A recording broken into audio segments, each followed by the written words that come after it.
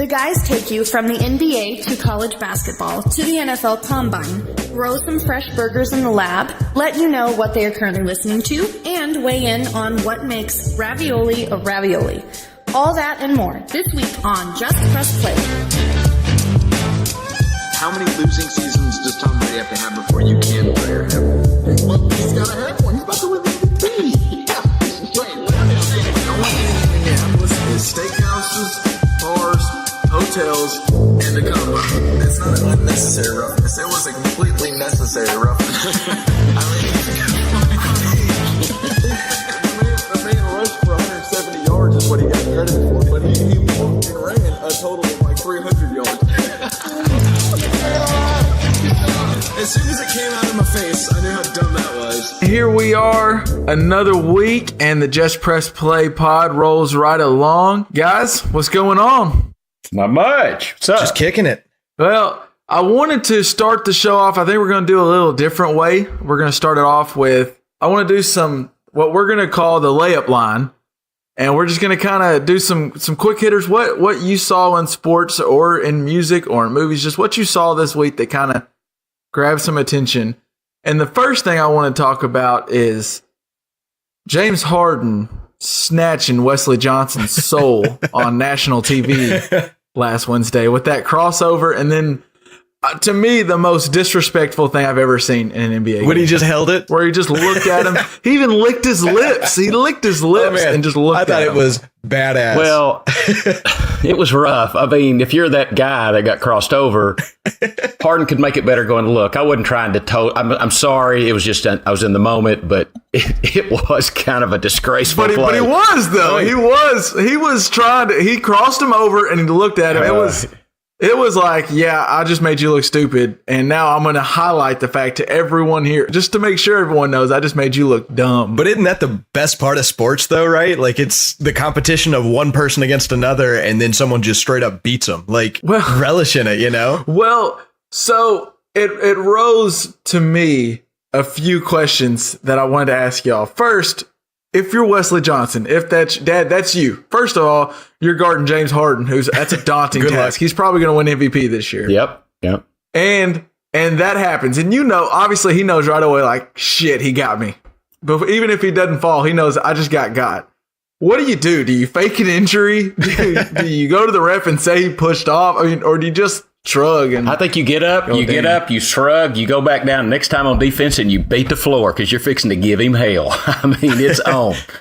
That's what I think. Well, good luck. I mean, I know it is James Harden. That battle. I want to beat the floor and get beat while I'm doing it. He's going to be behind me, but oh, I think what you do is you just like kind of give him a nod and be like, yeah, yep, you got me. I mean, fair enough. You got me. I want to note that within like 20 minutes after that, Wesley Johnson's Wikipedia page changed and it said Wesley Johnson. It said owned by James Harden. And then like it even said like it had his like on Wikipedia it says born this day this year. And if someone's passed away, it has like when they passed away, and someone put Wesley Johnson in the date of Wednesday, like March 1st, 2018. Oh, it was tough. It's tough. Yeah. Well, and what got me, so what I was thinking is, one, maybe if I'm Wesley Johnson, I respect the hell out of one of my teammates. Like DeAndre Jordan is one of his teammates. So just jump up there and take one for the team and go ahead and goaltend it. Just block it. Don't let it swish. Even though it might not go in, it's probably going in because it's James Harden wide open. But just because if you do that, then maybe it doesn't become the viral moment that it does on Twitter. Well, would that be like Emmitt Smith tackling T.O. on the Star in Dallas? I mean, saying. So maybe it makes it a bigger thing. I liked Emmitt Smith doing that because he's like, yeah, you know what, you got me. But it'd be like you said, DeAndre Jordan getting up there and just going, okay, get that shit out of here. Well, yeah. I think it's okay if he just crossed him up, made him fall, hit the three. Everyone at the stand still is going to go. You're going to hear that joined like, ooh, and the whole crowd knows what happened. But it moves on. The fact that he sat there and he embarrassed him in front of everybody, and that's one thing that's wrong with the NBA now is AI used to do that same kind of thing back in the day when he was yanking people's ankles. But back then, if he did something disrespectful like walking over Ty Lue in the finals, you better believe he got a forearm the next time down the court. Yeah. You can't do that in today's league or you're ejected immediately. For sure. And probably out the next game. You know, I like James Harden. I wished he wouldn't have done that, but he did it. He beat the guy. You just go on. I loved it. I will tell you what, he won Twitter for a night by sure. that play. That went insane. Okay.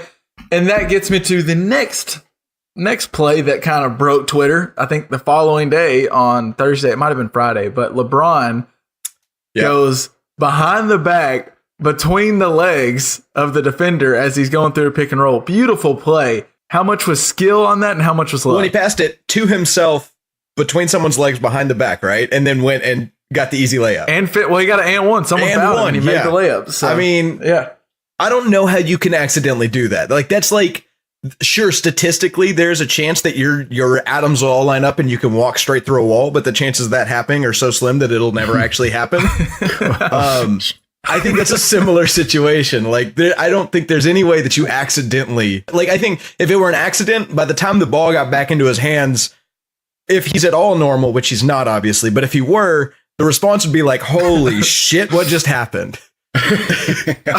Well, I think in answer to your question, it was about 40% skill, 60% luck. I mean, to get it through that other guy's legs, that was luck. But I mean, he's got the skill to go behind his back and make the move. But well, LeBron said afterward that he didn't know until halftime. That was like in the first or second quarter. And someone told him like halftime, hey, look, that play you made, because LeBron just, even if that wouldn't have gone between the legs of the defender, it was still a really good play. But that was just another play in LeBron's ho-hum, probably 30, 12, and 10 night that he has every other night.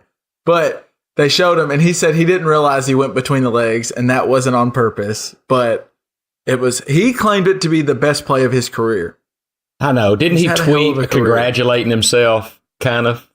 Again, that's just like his thing he does. He said, you know, if you're a badass, you don't have to tell people you're a badass. Yeah, you walk away, you don't look at the explosion. Badasses don't look at the explosion. You just, exactly, LJ. You just walk away and it explodes behind you and you're just chilling. You just, I'm walking really cool, listeners. LeBron watch a little Project Badass. I don't believe that he congratulated himself. He just tweeted something to the effect of, and it was a joke, but he was like, haters will say it's fake. The fans will say it's real or something. And it was kind of a joke. I don't think he was trying to say congratulations. To be fair, I heard somebody talk about it. It was on Cowherd, and I heard the girl that's on Cowherd with him was saying she thought that. So I've not read it. Christine Leahy. I've not read it. I've just heard her take, and I thought, I see that. I see that point. So that's where I got there. Okay, real quick, before we move on to the next layup, better play, the LeBron one or the James Harden one? LeBron. The reason what's his name fell was because he was shocked by the crossover and then got his feet tangled. But the LeBron thing, like, that's a freaky play. Like, that just doesn't happen. That's my opinion. Michael Jordan ducking over Patrick Ewing. Better play. Good answer. Sorry. You take C out of A and B.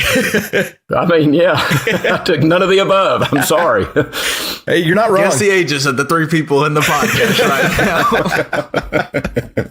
I was gonna pay some homage to you sending that highlight, but I agree. I'm gonna go with LJ. I think the LeBron play is the better play.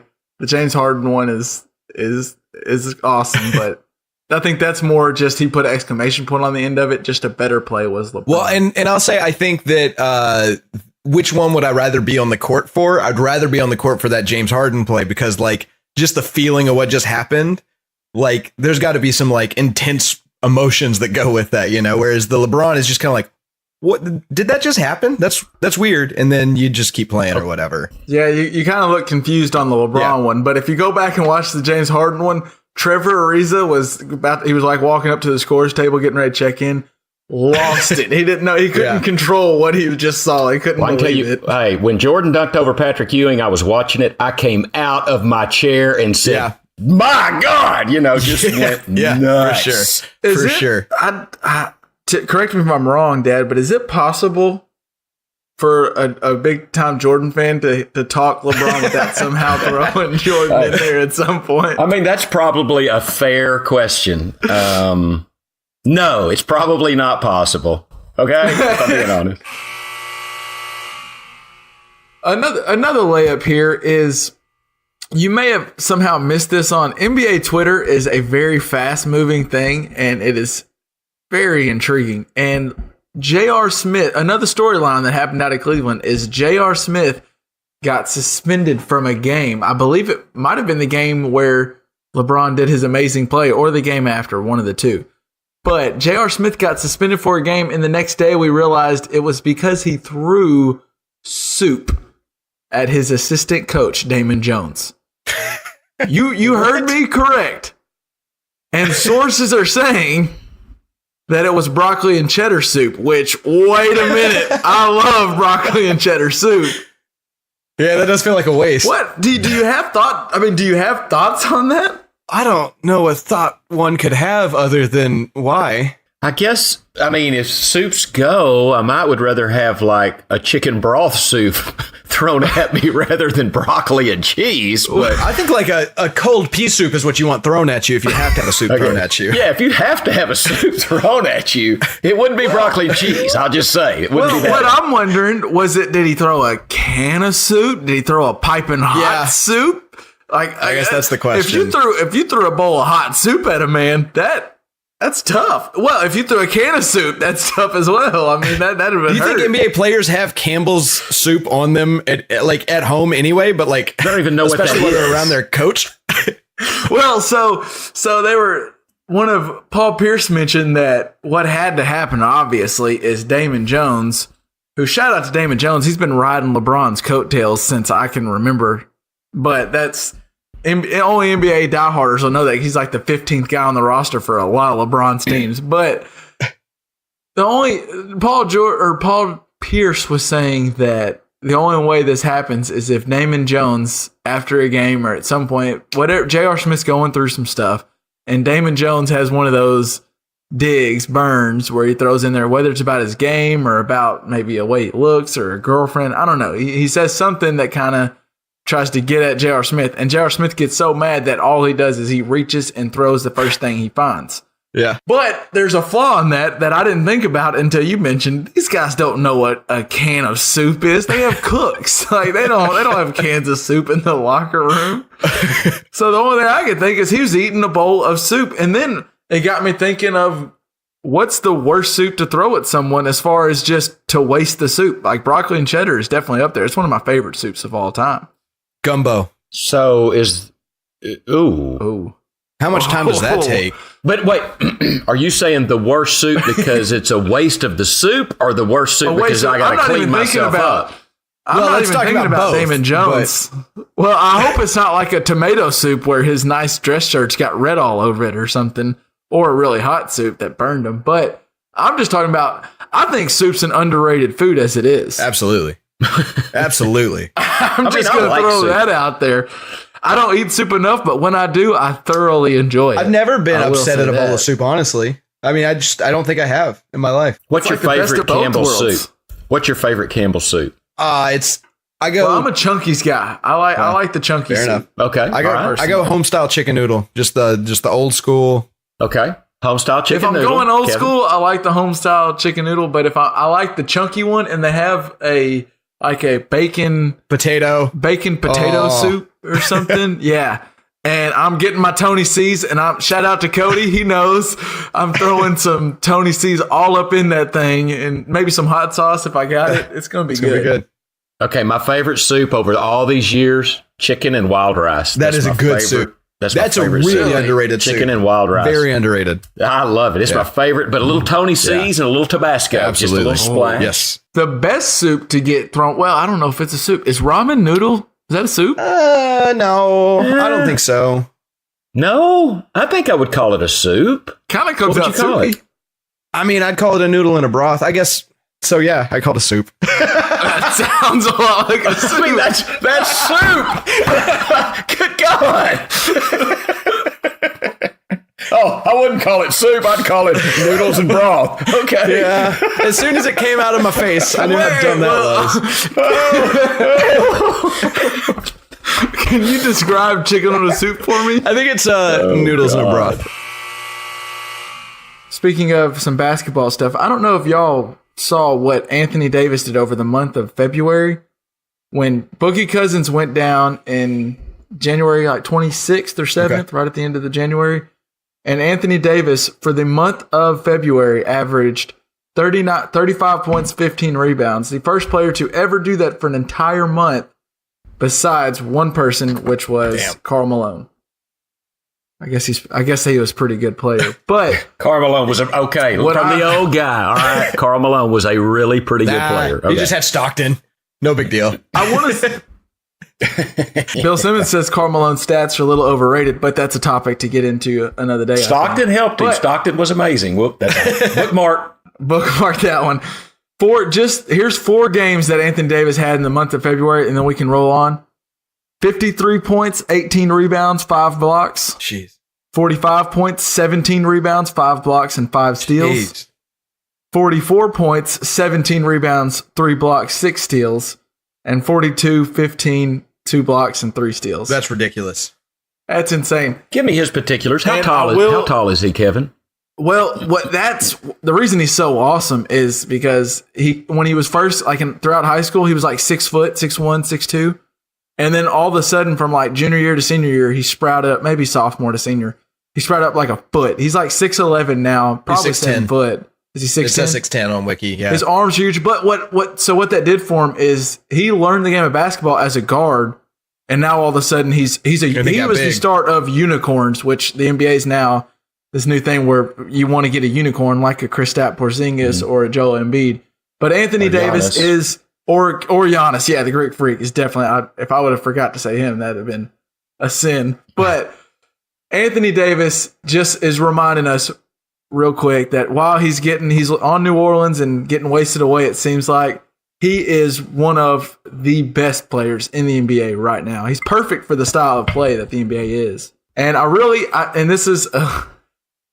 hope he'll take note from one thing I remember hearing KG say after he retired at Boston.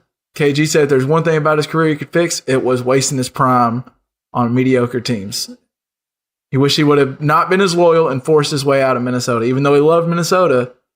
Interesting. Makes sense. I hope this Anthony Davis doesn't end up being a 4 seed every year and losing in the first 2 rounds. I want to see him on the finals, but Anthony Davis is really good. He's good. And we can end this it there. just in. This just in. Okay, I just realized this the other day, but it's always the case. I've got a little ice maker, on my door of my refrigerator. Mm-hmm. Sure. And I don't care how much ice I get in my cup. I need one more cube every time. You know what I'm saying? So I push that thing. But you get more than one more cube. You get like 6. Inevitably, 3 fall out, and I have to go pour 2 out in the sink every time. I know what you're talking about. I get like 3 cubes. I'm like, you know what? I want one more. And you go to get one more, and they all just come falling out. Y'all are weirdos, is all I got to say about that. You need so it's just counting me and Kevin? Do you need like a multiple of 5 or something? Is that what we're getting to? Is this like an OCD thing? I get the cup. I look in it. I go, oh, I need one more piece of ice. And then I hit the button. 5 fall out, and I'm like, no, damn it. I will say, that's exactly how it goes. I don't look at my cup, and the listener couldn't tell. He looked at his cup in disgust, like, why is there not another piece in there? I kind of go, I could use one more cube of ice, and I'll try to get another cube. But also, I don't have to deal with that problem anymore because I use ice trays because I don't have a fridge that will make my ice for me. So I'm just hoping that I remembered the night before to fill up my ice tray, and then I have ice in the freezer. So this is a champagne problem. The solution here is crushed ice or like those awesome ice spheres, and then you're good to go either way. That's my opinion. Crushed ice, the only problem is I kind of have the similar situation where I'm filling up my crushed ice and I don't have... No, it's even worse though. Listen, this is what happens with crushed ice is I have like, I need some more, because it'll like come out, and then all of a sudden you can hear it stops and it's kind of crushing up ice. Yeah. Well, and you're like waiting on it, and you go, I don't have enough. Let me get a little more crushed ice. And when I go to do it, all of a sudden the the bottom falls out and ice goes everywhere. It's on the floor, and now I got a mess. And you got to clean it up because I don't want to leave water. I don't want it to melt and there's water, and then Dad's sock steps in it, and now he's got a wet sock, which is the worst. It is the worst when you That's get a true. wet That's sock. true. It's terrible. But why do you guys need such a specific amount of ice is my only question. There's just a feel. I don't know what it is. It's.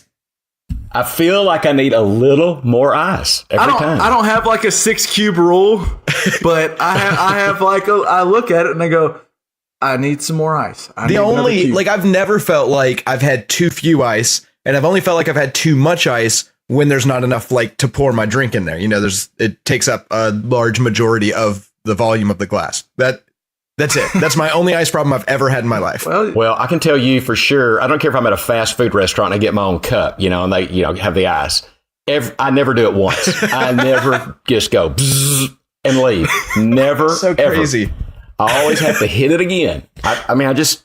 Hey, fair enough. That's your thing. Whatever. Real quick, and we'll move on from ice. But I hate it.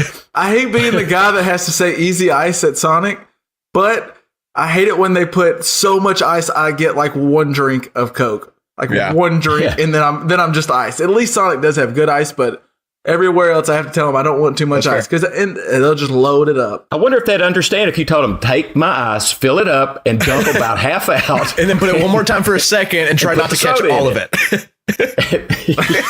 Right? Exactly. Yes, that's it. Speaking of the minor inconveniences in life, I can't be the only one. I get home, I got a bunch of groceries, and of course, I'm going to load up as much as I can. I'm making one trip regardless. There's not gonna be multiple trips. I think that's everyone. But a lot of times I don't go to the groceries and get a ton of stuff. Right, because you go 6 times a week, it's probably 2 hands full. Yeah, as we've noted before, I don't know how to use the groceries. Well, a lot of times it's 2 bags worth. And I'll grab all the bags that I have in the truck and I'll put them in one hand. All 2 of them? No. Okay. It's 2 hands worth, not 2 bags. It's 2 hands worth of bags. Okay. Usually. Okay. But I'll just load up 6 one times arm. I'll put like on my arm and I'll put some in my hand and I'll make it to where one hand's free because one hand's got to open the door, right? Every single time, I don't care what you say, my keys are always in the pocket that has the handful of bags. Reaching around. So you're reaching across. And so you do the stupid switch, and you can't tell what I'm trying to do here, but it doesn't work. And then if people are watching you just look dumb. And then you have to set down and bag because you're like, God dang it, I took all this time to make it to where I have one free hand, but it doesn't work because my keys are over here. Seems simple to just check which pocket first. Yeah, but it requires way too much thought for carrying groceries. And it's not that I thought, so it happened to me the other day it happened to me every single time. But the other day I took note of it and was like, you know what? I'm going to notice that I got all the stuff in my right hand. I must put my keys in my right pocket every time. Nope, it's just random where my keys are. It's just going to be whatever hand that I pick up all the groceries with. Because then I made sure to have all the groceries in my left hand. Sure enough, there's my keys, and I'm doing the reach around and trying to get in there. And that sounds. Well, it's like plugging in something USB. You always get it right on the 3rd time. Am I right? Wait, no, it's the 2nd time, right? No, it's the 3rd time. For me, at least, the first time I get it wrong. The second time I turn it upside down, get it wrong again. Turn it over one more time and it works. There's like a 3rd position in USB plugs in my experience. You guys don't have that experience. Okay, that's fine. No. All right. There's only 2 you guys have ways ice problems. to do it, I have USB problems. I understand, but it still is wrong twice. I'm not.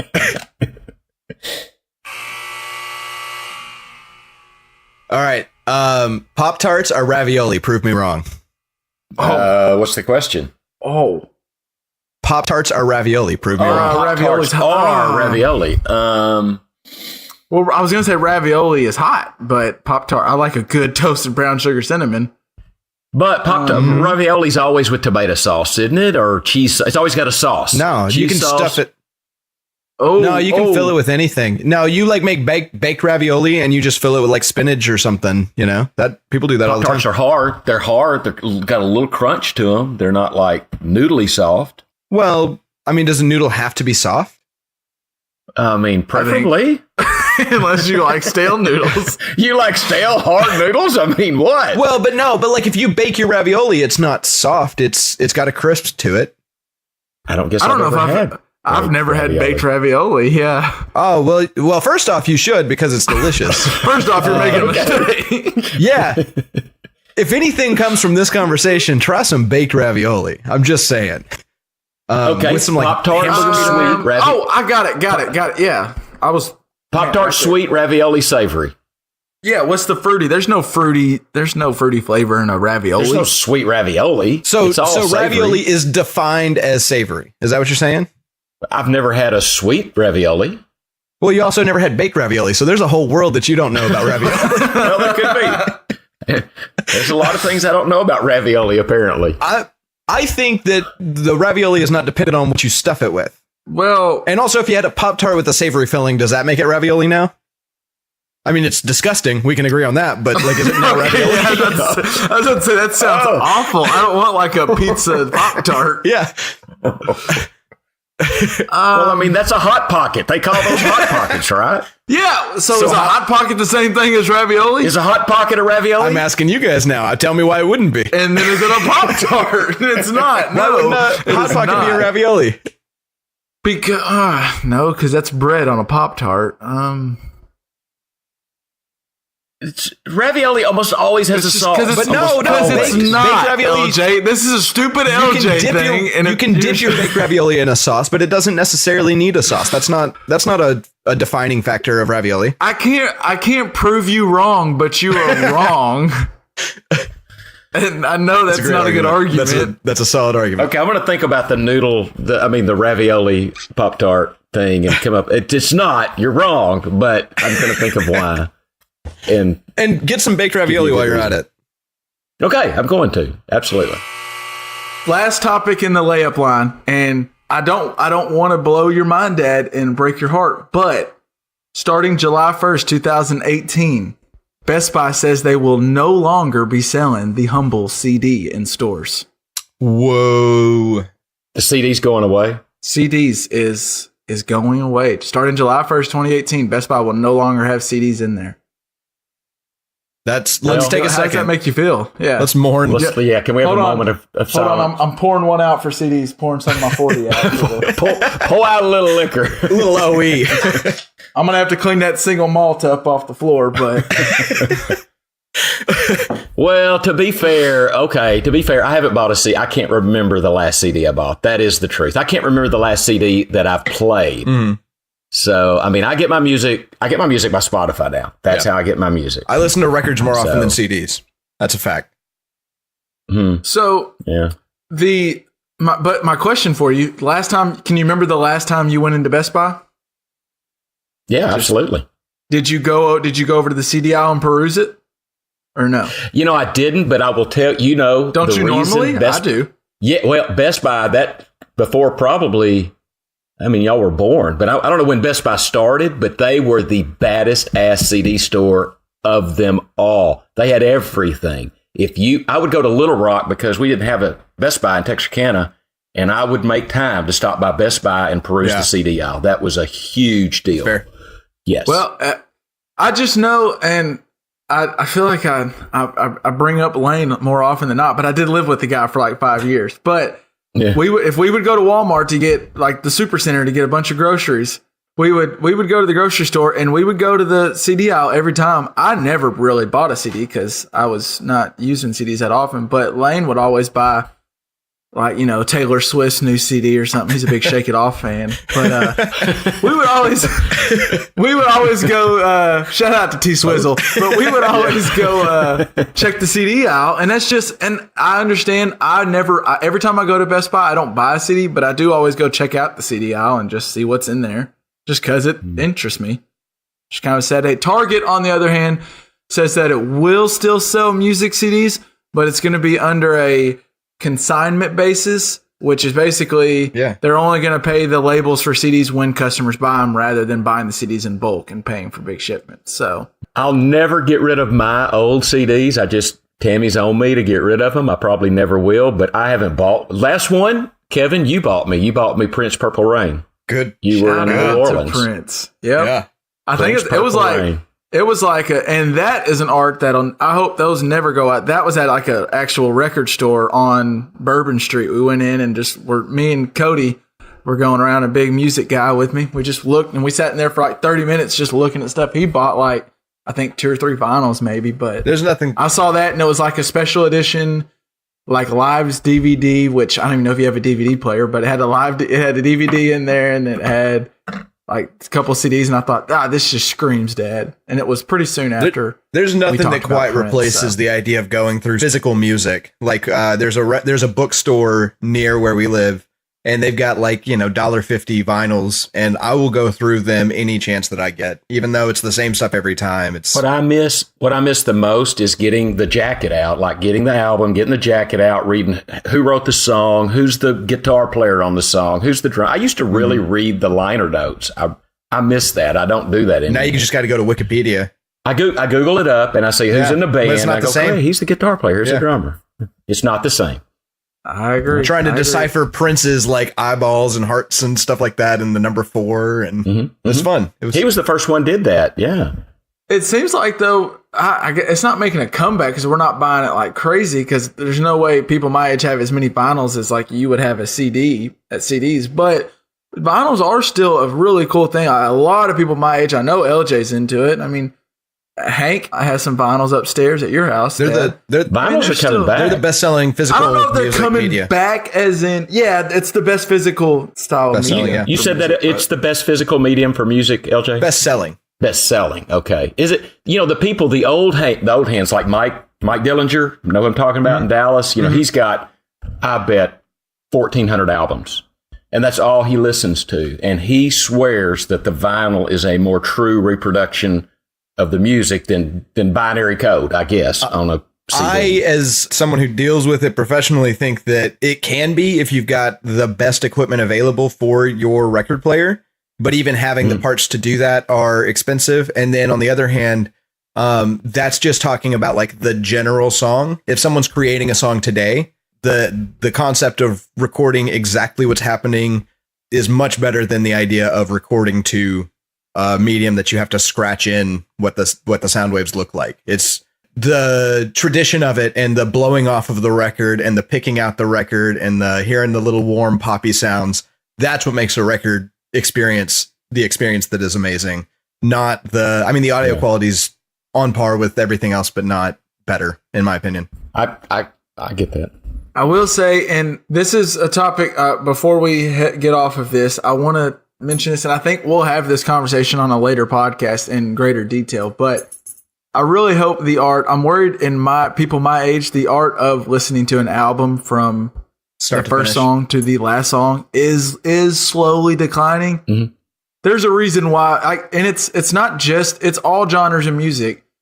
Artists a good artist make an album, and there's a reason why. 1 is 1, 2 is 2, 3 is 3.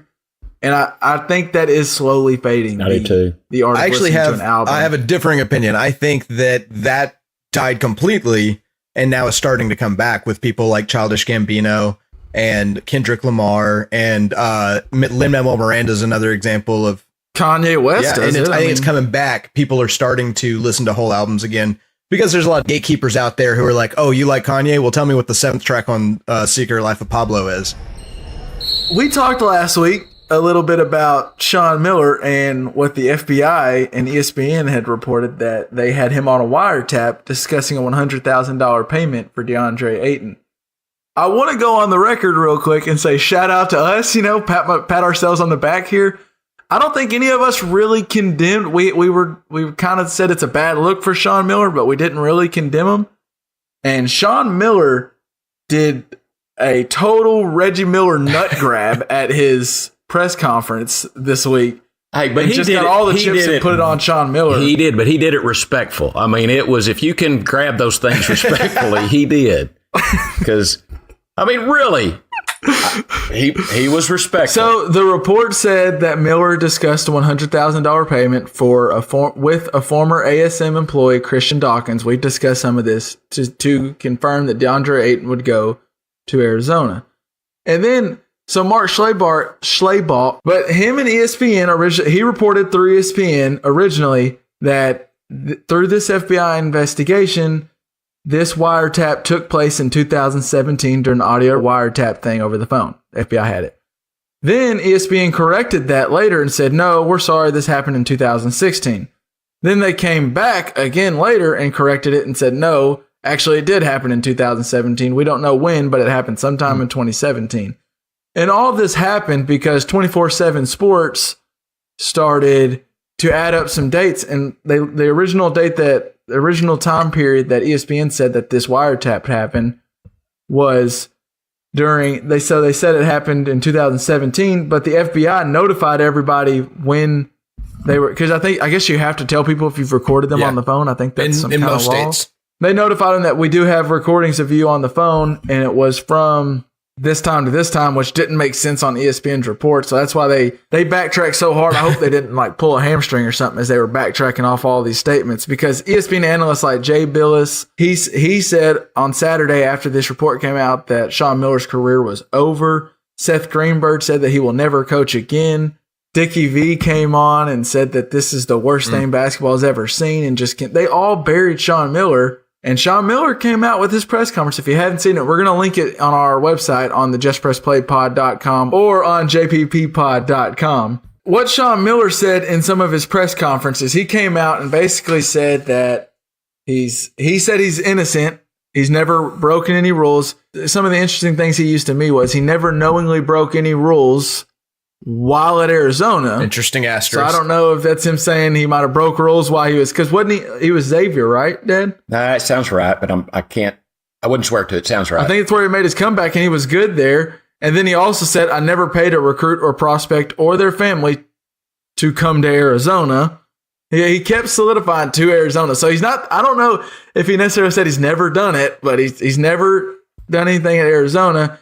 And then he said that he's never spoke or met with Dawkins until after Ayton was committed, and said that he never gave any money to anyone. But what was interesting is Dad brought it up last week. Sean Miller was adamant that with Dawkins, you don't go. Dawkins wanted to go through the assistant coach. Sean Miller said, no, if you want to talk money, you go through me. Mm-hmm. Which at the time, when we just heard that little part, we thought, well, that is just dumb by Sean Miller to be on the record saying, no, I deal the money. I do the money. But if he's telling the truth, maybe he's shutting the shit down before it goes on behind his back. Maybe he's saying money goes to me so I can make sure none of it happens. Kind of seems like what an innocent guy would do. I don't know. What are some of y'all's thoughts on that? I liked it. I thought Sean Miller was super respectful. He was straightforward. He did not he was not vague in denying any part whatsoever of the allegations against him and the University of Arizona. I mean, he didn't miss a beat. He was clear in saying he never met or spoke to Christian Dawkins until after Peyton committed. He was clear in saying there was no such conversation. He addressed every allegation and specifically said that did not happen, period. And I like He never mentioned ESPN at all. But the whole press conference was basically saying F you to ESPN and your report, and basically saying he told them they need to go figure out what's true, what's not. And ESPN looked so bad the way they kept going back and changing some of it. And they said they stand behind their report, but it gets me into a topic. The question needs to be asked and answered is, how solid is Schlabach's sources? And do they act? I don't even know for sure if they have Miller on tape, because I don't know how credible what Schlabach reported was. And it seemed to me that it was a little bit of a panic move Schlabach heard this, and it was Yahoo's been posting all this stuff, the findings of the FBI. They've been getting all these leaks, and all the stuff with the scandal has been coming through Yahoo. So I think Schlabach caught wind of something, went to ESPN. ESPN thought, oh, this is huge news. This is going to shake up the whole basketball world and really have a coach on tape talking about it. So we want to take the lead over Yahoo, and that's the world we're in now, is where news moves so fast. We got to put it out first. We got to put it out. We got to be the person putting out this news. Burn it quick. It's more, I'm telling you, and I've taken some ethics of journalism classes. It's not about who reports it first. It's about who reports it right. And I don't think ESPN and Schlabach had all their ducks in a row before they went out, and Sean Miller can file for some defamation or take him to court, I think. If he is found innocent, or the University of Arizona. They lost Shaq's son as a recruit over this.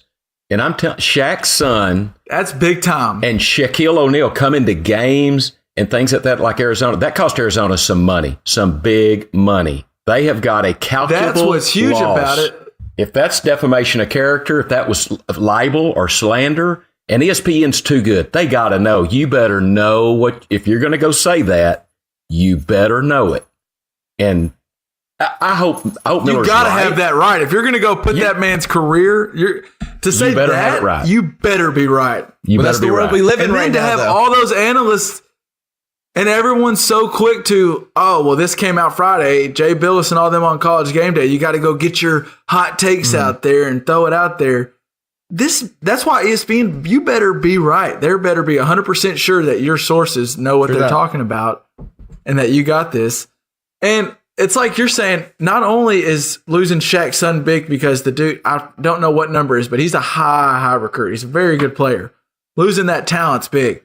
But you're losing the notoriety and publicity that Shaq and Shaq's son is bringing to your program. Yeah. This isn't LeVar Ball. This is Shaquille O'Neal. Everyone loves Shaquille O'Neal.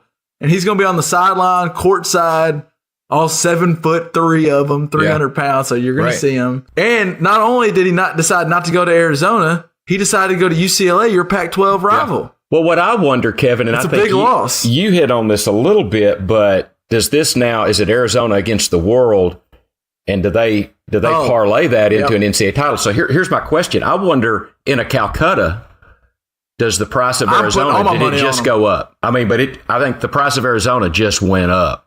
I wonder what the odds. Did the odds in Vegas change? Thinks like me, I don't know. That'd be interesting to see. Sean Miller basically put what he did at that press conference was he got all his chips and he moved them to the middle and he put it on Sean Miller. And either he's saying, I'm 100% innocent, or y'all don't have shit on me and y'all can't. If it's guilty, y'all can't prove it. Well, either way, he's putting all the chips in the middle, and I'm right behind him. I am all in on Arizona, and if other people think the same thing, I'm sure their Calcutta price is rising way up. The reason I like it is because it's the rule of us against the world, just like what the Eagles did in the Super Bowl. As soon as everyone can do that, and you can rally your locker room to go, everyone and their mama was ready to condemn us and say we're the worst thing in college basketball. And this team is good. They have everything that I love in a team when I'm looking to pick my Final Four runs. They got a stud guard in Alonzo Trier, who's coming back from, he's a second-year player, averages 19 a game, shoots 86 from the free throw line, 52% shooter from the field. He's a good player and makes free throws, which is what I want you to have, a veteran guard that can hit free throws. Yep. Then they got the $100,000 big man in Ayton, who is a stud. I don't know if y'all watched his last game. He broke the record for most rebounds in a Pac-12 game for 26 and 20. The other day, and they won the Pac-12 regular season championship. Well, he can cover a lot of defensive lapses, too. I mean, he's still standing back there. You still got to get around Ayton. I mean, the dude averages 20, 11 rebounds, 2 blocks, shoots 61% from the field, and also shoots 34% from three, so he can hit from outside. Mm-hmm. And he's a 75% free throw shooter, so he's not even like a big man who can't shoot free throws. And what I even like more about him is the top 6 guys on their team are all returners, besides Ayton being the freshman. But everyone else is sophomore, junior, senior, so they're a veteran. And they got the whole rally the locker room around who Sean Miller's a good coach. Say what you will about him. Mm-hmm. He's not a bad coach. I'm putting all my money on Arizona. I don't think you're going to be alone. Is the problem. I don't think you're going to be alone in that. So I want to talk a little bit about, I don't think we're going to get too deep into it, but the NFL Combine was going on in Indianapolis where a bunch of scouts just go watch a bunch of players run around in shorts and decide what they're going to put the rest of their franchise in. And some of the big hitters, and actually I'll let you take it away, El. What did our boy Shaquem Griffin do? All right, so Shaquem Griffin. Yeah, let's start with who Shaquem Griffin is. Yeah, who is Shaquem Griffin? Make sure. So they won that game against Auburn. That was the first time I saw him. They won that bowl game. He was all over the damn field in that game. Well, and so when I first saw him, what I first thought is I noticed about halfway through the game that they had a guy that was missing his left hand. This guy's playing Division I football well with one hand missing. Right. So I bet he puts his keys in his right pocket. Just saying. And so my first thought, and I know it's wrong, but my first thought was, oh, that's so good that somebody with a disability is getting a shot to play some football in college, D1, whatever. And then towards the end of the game, I started noticing that he was literally in on every single tackle. Maybe not literally, but damn near close to it. It seemed like he was everywhere. He was like the heart and soul of that defense, and he was mind-blowing. So let's talk about how he got to where he is.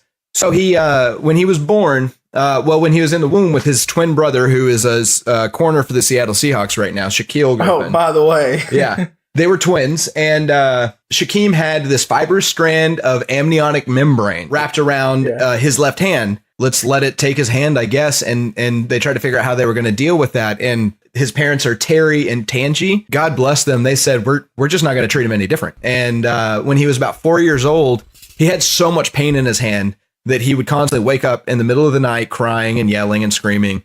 And when he was 4 years old, his mom actually came out to the kitchen once, and he had a butcher's knife. He was going to cut off his fingers because he was hurting that much. And so a nurse, decided to call the doctors that she knew and call in a few favors and have a surgery to amputate his hand that next morning, which they did. And then he had this cast on, and they said, no football, you can't play any sports, whatever. And how long that last? And it lasted about 24 hours. She picked him up from daycare, and he was covered in blood, smiling as big as he could smile. With the football in hand. He couldn't resist. And his dad, Terry, made all sorts of different attachments that he could hook onto his arm and strap on so he could actually lift weight with the high school team. And, when they were learning how to play football, his dad didn't give him any easier throws than his brother to try to learn how to catch. So he caught a couple of balls with his nose before he actually learned how to catch, but he eventually learned how to catch. And Shaquille was like a highly ranked high school football player. So teams wanted him. USF looked at him. South Florida offered Shaquille a scholarship, but not Shaquem. But wouldn't take both. And then Central Florida wanted both. Okay, gotcha. But in 2016, interestingly enough, Shaquem broke his hand and then played against Houston. So he broke his one hand and then played against Houston. And in that game, he had 14 tackles, 1.5 sacks, a fumble recovery, and an interception with 0 functioning hands. Wow. It seems like a good game with the guy with 3 hands, let alone 0. Right. And so last year he had a really standout year. He really showed himself as a key member of that team. He eventually got invited to the combine, and holy cow, initially get invited. He had to really push for it. Correct. But that's not too unusual for somebody who's on that bubble on a smaller team, not get invited. But I mean, it's just another chance for him to go, man. Yeah. I'm not the same as this guy. But he said, no, screw that. Well, and his catchphrase, his hashtag is against all odds. And I think it's accurate because, he doesn't have a hand to do bench press with. So he needs an attachment to hook onto the bar. And he did 20 reps of 225 pounds, which is 14 more than he thought he was going to be able to do, and 3 more than his brother was able to do last year.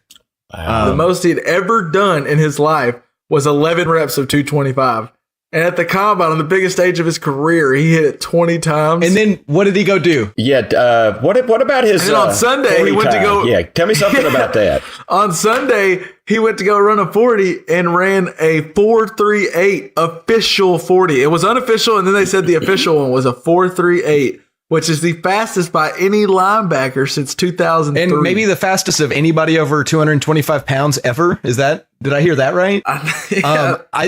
Well, who were they comparing him to 40 times? Well, I saw a video, I think you guys might have seen it too, of they superimposed, we'll post it in our show notes, but they superimposed Richard Sherman, Ezekiel Elliott, and Julio Jones running, and they all trailed him by the end of it. Wow. I mean, to be in that company, that dude's going somewhere. He's going to play some football. There's no doubt. That is amazing what he's accomplished already in life. Man, I'm rooting for him. Yeah, I'm sure rooting for him. Man, if the Broncos need another linebacker, wherever he lands, I'm rooting like hell for him. Me too. Also going on at the combine on the other side of the ball is the quarterback situation. And apparently some teams asked Lamar Jackson, if anyone who doesn't quite remember, the guy that was at Louisville, not this past year, but the year before he won the Heisman. I think in my history of watching college football, could be Reggie Bush. But the most exciting player to watch, I think, I've ever watched is Lamar Jackson. Yeah, fair enough. Just literally, he can run it 80 yards or throw it 80 yards on any play. And he got asked at the combine if he would run some of the receiver drills because he's fast and he's maybe not your prototypical quarterback, whatever that be, and we'll get into that in a second, I think. But he decided that no, he will not do any receiver drills, and any team looking at him to be a receiver is not the team for him because he's planning on being a quarterback in the NFL, which I totally respect. Put the money. I respect a guy who's willing to bet on themselves every single time. I love that. But it has a lot of people asking, is it racist for teams to assume that he should go try out a receiver? Is it because he's a black guy who's fast, or is it because they don't think he's a quarterback? Because if you've watched him play, the dude's got a cannon. He might have some accuracy issues. What are y'all's thoughts on that? My thought on it, I think it's probably a good thing to be in tune to. Could that possibly be racist? I don't think it is. I think it's, if you look at like back when the Browns had Terrell Pryor, he was oftentimes the best quarterback on that team. Yeah. But the problem was when you take him and put him at quarterback, then he had no receivers to throw to. Am I right? Right. He was on the Browns. Right. But even when he was playing at his best at quarterback, he still couldn't compete with how well, like maybe Deshaun Kaiser can play quarterback while throwing to a better receiver because, he just didn't have any receivers. And if you look at who's got like the top 5 picks in the NFL draft, the Broncos are the first one that really has a receiver and no quarterback. I guess the Giants are number 2, and it depends on where you feel about what's going to happen with Eli. The Colts aren't really looking to get a quarterback. The Browns could use a quarterback, but they've got weak spots all over the field. They need an athlete to come in and be able to play sports for him in any position. And so, if he makes it down to Denver, then yeah, they could look at him as a quarterback because they need it, and they've got good wide receivers. But those first 4 picks are they're difficult to say that we need a quarterback more than we need somebody who's a game changer in other positions. Also, just real quick, Terrell Pryor actually played a little bit of receiver while he was at Ohio State, and wasn't I think he was a fine quarterback, and he could have maybe been an NFL quarterback had he not been on the Browns, like you said. If he doesn't play, he's the best receiver and quarterback on that team. But Lamar Jackson was a Heisman-winning quarterback. The dude can throw the ball. He is 6'3". He's not like 5'11" or anything. I will say there is one argument that he's skinny, like RG3 was, and you got to learn not to take hits. But he might can learn that. Dad, what was your thoughts on it? Well, but how can you learn how to not take hits in Cleveland? Don't go to Cleveland. That's first rule. Well, that's the first rule. Hey, what is AJ Green's particulars? I would bet he and Lamar are similar. I think he's a little taller. He's about 6'5", I think, but they're similar. Who, AJ Green? Yeah, he's about 6'5". I think Jackson's 6'3". My thought is I bet he'd be a great wide receiver. I bet he would be. That has nothing to do with anything. I'm saying he would probably be a monster at wide receiver. So I don't think asking him would he do it is racist. I don't think it is. And I'll tell you what, if I was a team looking for a quarterback, I would bring him in and I'd check him out. I know he's not the prototypical pro quarterback. Guy's got skills. Yeah. The only thing, this is 3 white guys talking about is it racist for a black guy, but I'm going to say that one, I think society, us in general, are too quick to go, oh my gosh, they're being racist about something. At times, I think like LJ said, it's worth it to go, is it? Like, let's question it and let's see. And there are some people in the NFL probably who don't look at him as a quarterback because he doesn't fit the quarterback mold to them, which is a 6'5" white guy with big hands, whatever. There are, I'm sure there's some franchises like that, but there's some that'll take the chance on him and they'll go with it. They asked the last 2 Heisman quarterbacks I can remember that got asked to try out for a different position were Tim Tebow, white, and Tim Couch for back when he won the Heisman. They asked him to try out for some other positions too. It's not the first time this has ever happened. Well, and Tim Tebow would have been a great tight end too. I just don't think it's, and then it came out later that this all got blown out of proportion because I think it's kind of what we do, and it grabs the headline too. NFL's racist asking to be a receiver, but it came out that there's like a meeting that all the scouts go to before the combine, and they can put in a request. Anybody in there can put in a request to, and a lot of times it's more often like the Steelers are known for this. They'll ask almost all defensive end and linebackers if we can get them to work out in both drills, because they a lot of times like to have those guys be their end rushers in their 3-4. But if one scout says we'd like that guy to try out at receiver, any quarterback, they say I'd like any quarterback to try out receiver. It takes one scout in the NFL will then go ask that quarterback, hey, will you work out at receiver? So one scout could have asked, hey, we'd like to see Lamar Jackson at receiver. And so the NFL then, their rule is, now we'll go ask him, will you play receiver? Will you try out the receiver stuff? He said no. Then, of course, the headlines, though, we put it out there as, the NFL typecast Lamar Jackson because he's black. He can't be quarterback. That's not what that was. That was one scout said, like Dad said, the dude is explosive as hell. If you've seen him with the ball in his hand, he makes people miss like no one else in college football. I'd like to at least see what he looks like at receiver. That's worth asking him. And if he says no, he says no. That's fine.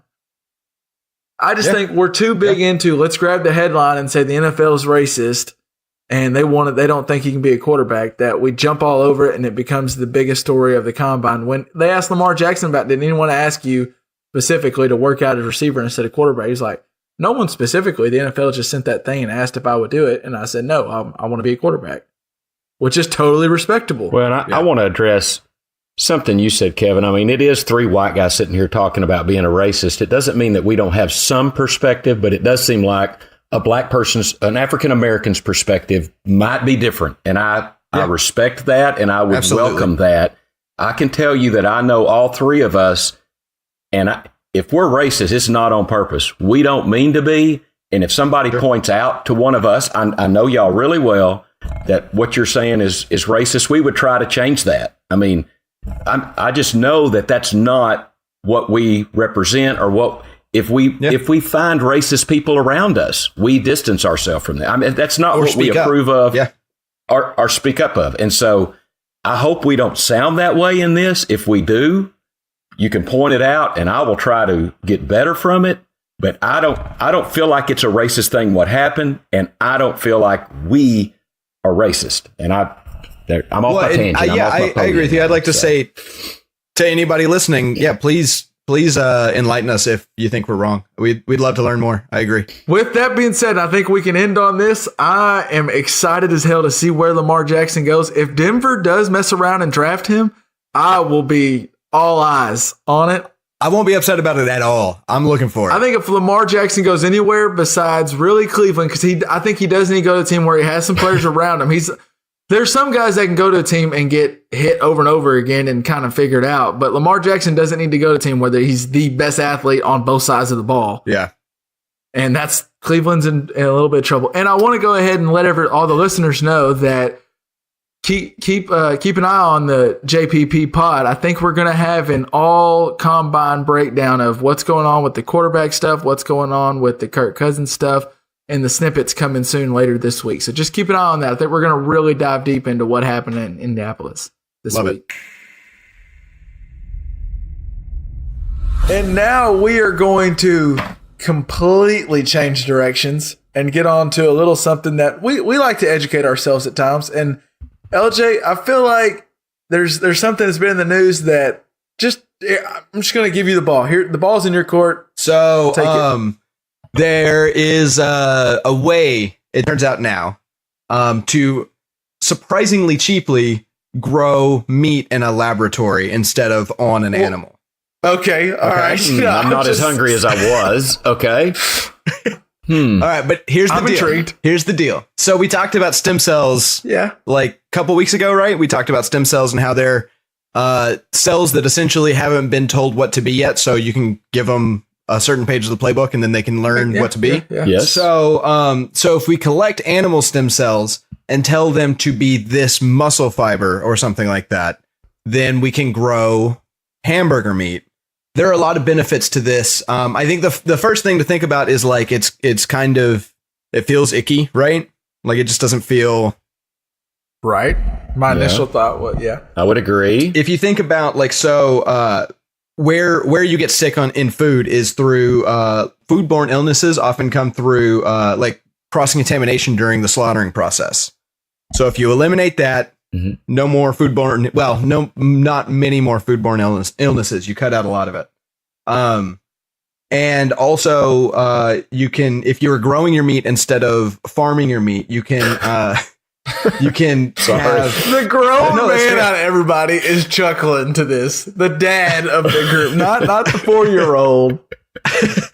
But you can lower greenhouse gas emissions by 78 to 96%. You can lower the energy consumption to do that by 7 to 45%, and you can use 82 to 96% less water to create the same amount of hamburger. Can I ask a question, LJ? Yeah. How many, can you give me in weight, how many stem cells do we get out of one cow?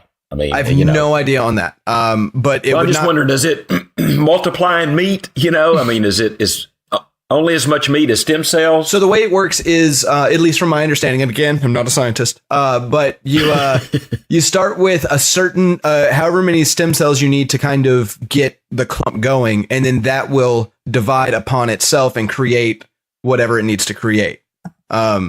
It's the same function of if you've got like a messed up organ, like say part of your lung is broken or whatever, and they can apply stem cells to it, but they don't need to apply enough to create your entire lung. They just need to apply enough to start the regrowing process. The growth. Okay. So you can start with a relatively small amount of stem cells, but you are still beholden to having some of those animals around to get stem cells from. Can I interject real quick? I'm going to get this down to a 4th grade level, or in other words, Kevin's thinking level. Right on your page. So you're saying so far that we can, instead of having a farm with a bunch of cows on it, we can just grow this meat. Correct. And not have to worry about the disposal of the rest of the cow we don't use and the pig we don't use. There's a quote in an article that I read about it that Winston Churchill apparently said something along the lines of that he hates that we have to grow a whole chicken just to get the breast and the thigh. And this is exactly what he would have hoped for based on this quote. You can just grow the part of the animal that you want. There are issues, and you have some more to add, but there's issues with how these animals at these farms are getting disposed, and it's ruining people that live around areas that like have a pig farm. Their water is 100% contaminated because of the pig farm. And so I don't know how I feel about growing meat instead of having it. I guess you wouldn't have those carcasses. In a sense, we're growing meat already. We're just growing it on a live organism and we're just doing it the hardest way possible, and also something has to suffer at the end. Maybe I'm jumping ahead. I'll let you. Do you have more to go? Or we? I mean, I have some things to add in that. If you think about things like so right now we're only at the process where you can make essentially ground up meats. So by the end of this year, they're thinking you're going to have in your shopping centers, you're going to have things like nuggets, chicken nuggets. You'll have sausage, and you'll have things like foie gras in your supermarket. What was that last thing? Foie gras. It's a French delicacy, and it's really interesting that this is something they're working on because it's actually insanely inhumane to create. It's essentially a goose or duck liver that goose or duck has been force-fed corn to the point that it almost dies of that. And then apparently that makes the liver just absolutely delicious. And so you find it in fancy restaurants all the time. But if we can find a way to make this meat without having to torture an animal to that degree, sounds like a pretty sweet deal. Yeah, I'm going to go ahead and say I'm on the side of I want to quit force feeding these animals corn until they're like miserable. Yeah. And if we can grow it, I've never heard of this thing before. What's the word? Foie gras. It's a French word. Foie gras. Sounds French. Look at me go. Well, I did say French like 2 seconds ago. So foie gras. It's a French delicacy. But it takes about 9 weeks to grow a hamburger. And in 2013, that cost $330,000 to grow a hamburger. Right now, it costs about $11. So the price is going down like crazy. It's still way more expensive than an actual hamburger, but I'm willing to spend a little bit more if I don't have to worry about I think about the cruelty and the environmental impact of what I eat, but I just don't do anything about it. It's the age-old saying, you love sausage, but you don't want to see how the sausage is made. You know, I mean, Right. True. Yeah. And then also you have things like, antibiotics in chicken is a huge problem, right? But like, if you don't have an animal that can contract a disease, then you don't have to worry about antibiotics on anything. Like, you could just have healthy chicken to eat with no issues whatsoever, you know? Oh, wow. I just What's the old joke? Remember the old joke about the chicken and the pig? The chicken is involved in breakfast. The pig is committed to breakfast. How old of a joke is that? I've never heard that before. You've never heard that? I don't know if I've heard The that chicken's either. involved. The pig, he committed. Okay, LJ, I got a curveball to throw at you. Okay. Say I'm a vegan or a vegetarian. I just don't like the fact that we kill animals to eat it. Can I now eat this? Absolutely. Can I indulge They're actually in a KFC bucket. If they're using the right lab grown meats, then if your reasoning, a lot of people are vegan for the torture of animals cause or for the environmental impact of what we eat.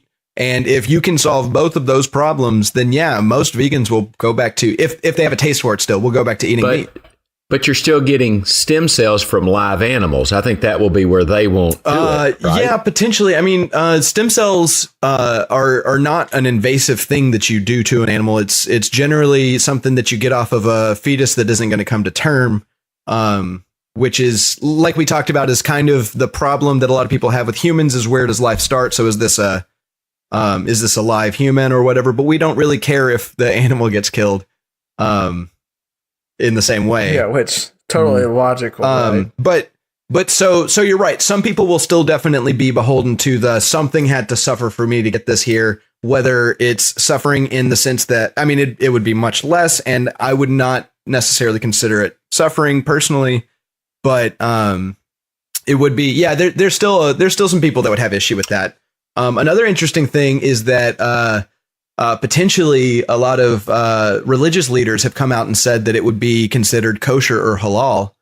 Well, what really has interested me is the little bit of research I've done on how like chicken farms and pig farms are, and how those animals are forced to live and how they're transported and stuff.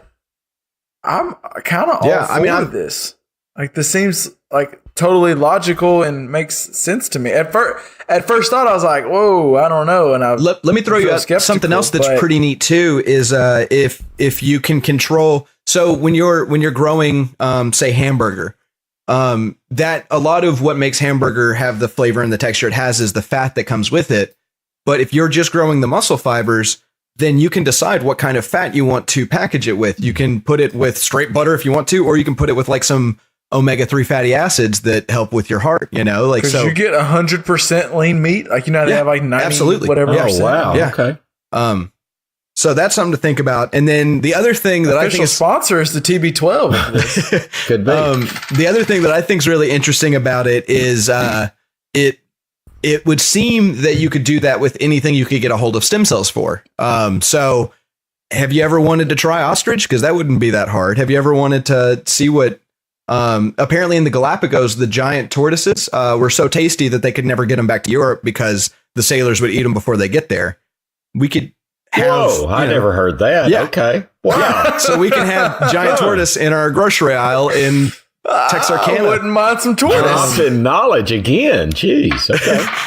I mean, like, what kind of meat would you want to try if you could try any kind of meat with no connection to it, you know? Man, I don't know. That's a big question. Yeah. I would try ostrich. I would like to try ostrich. Yeah. I would try that. I'm not a fan of the duck. I'm not. So that foie gras, I don't know. I don't like duck at all. Foie gras, whatever. Foie gras, yeah. Foie gras, my bad. Yeah, you're close. I will say this is kind of random. Well, it's not random, but we're talking about different kind of animals we enjoy. Elk. If you've ever had elk, Yeah. shout out to Dylan. It's delicious. He cooked some elk for me one day. Yeah. Man, Really it is good. so good. But I think elk's kind of hard to hunt. Like, it's not just, well, you got to go hunt somewhere where That's the first step. And if we're able to grow it, then I guess that kind of cuts some of that out. I don't know. That's an interesting thought process of we could actually eat something that's almost extinct. A woolly mammoth. We could have some woolly mammoth. If we could bring woolly mammoths back and then get some stem cells from the woolly mammoth, then you can have woolly mammoth steaks at Albertsons. That might be delicious. Who knows? Yeah, could be. Come over tonight for mine woolly just mammoth. got blown. So another question: would human be off the limit? Like, would you ever? Whoa! Would I want to eat human meat? Yeah. No. Why not? No. Well, you know what they say. What do they say? Once you get a taste for human, I mean, Okay, that's sick. You don't want anything That else. is sick. Why? Oh, Why? my God. They say it. I didn't say it. No. Why? Why is that sick? Why? What's wrong? Eating humans? That's called cannibalism. I mean, that's Well, but murdering a human to eat them is one thing. But if there's just like, what if it was your own? Like, what if it was made from your cells? Would you be at least interested to see? I thought you were asking about like eating your children. No. She said, "What if it was your own?" And Yeah, I was that's. like, whoa. We're really delving in a very dangerous area. The question is, would you eat a Danny DeVito burrito? That's the question. No, No. I would not. Please, any listener, feel free to jump in the comments, the reviews, the mentions, and tell LJ how gross he is for wanting to eat a. I didn't say DeVito, I wanted to. DeVito I'm just shish asking kebab. if you guys would be interested. I'm asking you guys. Well, I mean, Jennifer Aniston. I don't know. You know, she. Whoa! she's- Oh, Now, so for I don't me, mean that in any bad way. I'm Where's just your wife saying. at? for me, I would actually, if I could make it out of my own muscle fibers, I would give it a taste. You know, honestly, Ooh. I don't know. I don't know. Why not? I feel like that'd be. I don't think I'm eating any human stuff. I think that's No. fair. I think that's fair. But I also, why is the line there? Where is the line and why is the question? The line is on your own species. I don't know. Just Okay. that's cannibalism is always bad, right? There's never ever been anybody that looked up to cannibals. Yeah, Is but there? that's because cannibals have to kill a person, which is universally a bad thing to do. And also, it's well, not necessarily. I mean, what if you're, the old plane crash in the mountains? And So, well, and you have- okay, I mean, but like that's not always bad though. This is a road I did not think we would go down today. You got to I survive, didn't right? know So people eating don't humans. necessarily look down on people who are doing whatever it takes to survive, right? I mean, am I wrong about that? well, I'm not to that point, LJ. Sure. To survive, I don't have to eat some of my own meat. So Sure, but I don't know. Curiosity. If it's ethical, it's not going to hurt me. It's not going to cause me any problems. Curiosity killed the cat. Well, but the cat didn't have lab grown meat. Is all I'm saying. I'd eat the lab-grown cat before I'd eat people. Just saying. I want to try to somehow circle the wagons back just a little bit and get. Yeah. And I want to ask you a question, LJ, on how this is something that I would realistically ask. So you said the burger is going to cost me more money out of my wallet. Like my bill after going out to eat will cost more for eating this burger that is grown instead of Today it does, yeah. slaughtered. And okay. For my sandwich meat, is it the same thing? Like I'll have to pay more for the now, sandwich meat? yeah. For now, that it's is for now. lab-grown? For now, he's saying the prices, Prices are coming down, and the goal is to make it cheaper than. But is it at its lowest, or it's going to keep getting lower because the process lower? is going to be more and more understood. It's just like manufacturing anything, and also you're not going to have this artificial limitation of having to keep a creature alive. If your chickens get sick, then you either have to feed them antibiotics or kill them all, and that's not a problem in a lab. So in theory, as you refine the process, it'll get cheaper and cheaper to almost no limit. So for the cliff notes of anyone who maybe got sidetracked while we were diving off into this discussion, you're telling me at some point, hopefully, this is going to be a cheaper alternative that allows us not to slaughter these animals that we put in terrible conditions that also have less disease. Yep. and environmentally and friendly. It's better for us and environmentally friendly. It's hard. The scale's getting broken on which one's better or worse. I think I'm all on. No, it wouldn't even be lab processed meat. The second it's cheaper, it'll be we'll stop having farms in a traditional sense, in my opinion. And do you know this? I don't know if you have the answer to this question. How close could we be to it being a real alternative? There's a lot of information out there, but I've seen a lot of places predicting by about 2021 it'll be the way of the world. And I guess one of the things we need to think about with that in mind is what do we do with all of the cows that are still alive at that point? You know, like, are farmers just going to like cut them loose because no one wants to buy steak from them anymore? You know what I mean? We still need their stem cells, though, right? Yeah, but not nearly as many. We don't need every farm in America having cows. You know, we like. I don't know the logistics, but I would imagine a pretty large lab could run off of 1 to 5 cows. You know, instead of having that's a whole hundreds. new industry now. You're going to have political action committees that are the farmers, you know, that support the ranchers. And they're going to be giving money to Congress to go, oh, we're playing God. You know, the FFA's coming. So I don't know. This will be an interesting development. I'm interested to watch how this goes. So that poll, I believe, is pretty much done, and it looks like the majority of our listeners, about 63% or so, are right. Believe that the kickoff should be kept in the game of football. Do you guys have an opinion after having 2 weeks to think about it? I stand by my initial thoughts. I like the onside kick because it's super exciting. And if I'm the winning team, I want them to have to get an onside kick, which is hard to get, instead of giving the ball back to their quarterback on 4th and 15, which is interesting, but I just don't think it's fair. What if you could make it 4th and 20 instead, which would have a similar conversion rate as an onside kick, but wouldn't be luck-based at all? Would that be... Only once, which we can get on this next episode, only once we change the pass interference rule, which is totally flawed in the NFL, to where you can throw it up and just pray for a pass interference. That's a really good response, actually. Dad, what do you think? I actually, because you've convinced me, I want to try the 4th and 15. Oh, yeah. I kind of want. That's what I'm talking about. Yeah. I want to see what it's like. I want to see. Let's give it a year. Do it in play. Let's do it in preseason next year. I love it. And see how it goes. That's the way to test it. That's what I would do. Yeah, that's the way to test it. Go, Roger. Do it in preseason. You listening, Let's Roger? see how it goes. Come on, Roger. I call him. Give us a call. Give us a call, Roger. We got the rules. All right. Cool. What are you listening to, LJ? What's something you listened to in the past week? I've been listening to a song called Duele by Bomba Estéreo. It is a bumping song. It's in Spanish. Can you spell it? Duele by Bomba Estéreo. You should be able to see that. Yeah, I can get that much. Cool, all right. And then I've also been listening to this jazz record I've got. It's Bill Porter's orchestra, and it's called Bill's Meeting. It's really good. Beautiful record. Dad? I'm kind of into that Lights. When we were here, and you know, she's written some story. Lights. Check out Lights. When we were here. She's a good artist. Check it out. She's not unattractive at all. True that. And she's written this comic book, like an apocalyptic place where this woman's trying to get through, and it's in this Skin and Earth, maybe the name of the album, and it's one of those albums actually we talked about. I think it's an album about this story. Yeah. I'm intrigued by Lights. I'm intrigued by her. Yeah. That's what I'm listening to.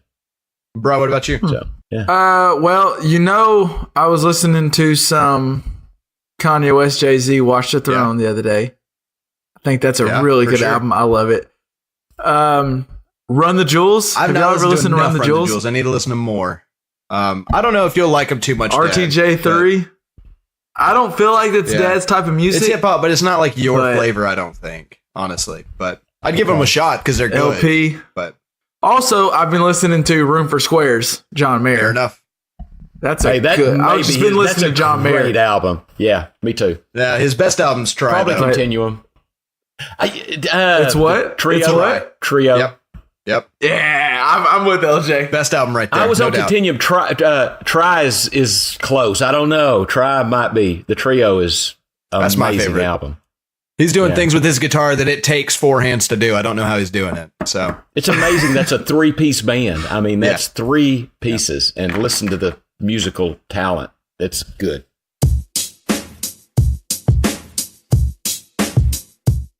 All right, and now that will do it for our episode. By the way, screw the NFL for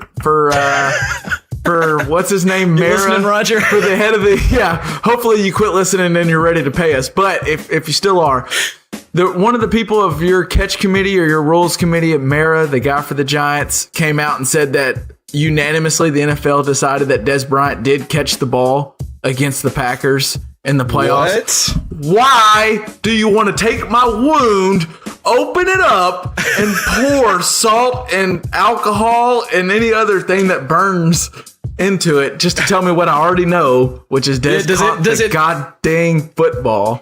Does it make you feel better to know that you got screwed? Yeah. Oh, by the way, I just want to let you know you're right the whole time. You should have won, but you didn't. No, it doesn't make me feel any better. Just pisses me off. Yeah.